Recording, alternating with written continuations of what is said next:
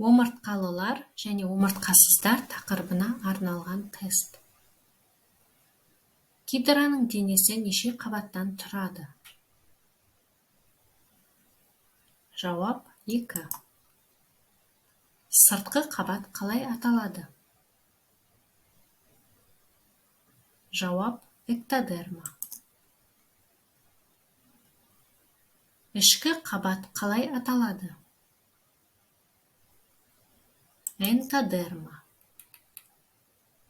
Губкалардың аузы қалай аталады? Оскулум. Ішек қуыстылардың ауыз айналасында орналасады. Қармалауыштар. Денесі 3 қабаттан тұрады. Ақсұлама. Жалпақ құрттардың денесін қаптап тұрады.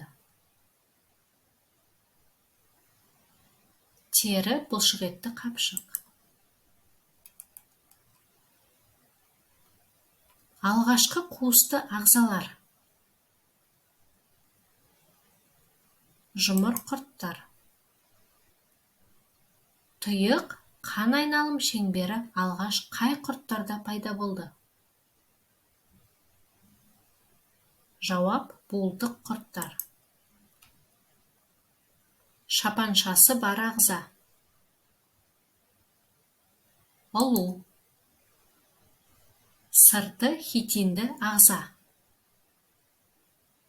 Өрмекші.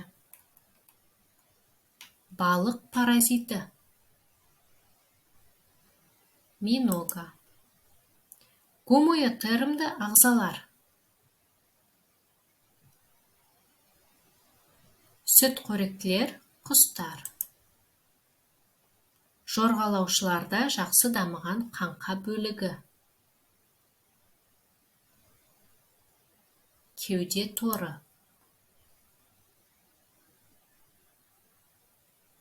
Қосмекенділерде нашар дамыған. Қабырға. Поикилотермді ағзалар. Қосмекенділер, жорғалаушылар, балықтар. Жан-Батист Ламарк жануарларды қалай топтастырды?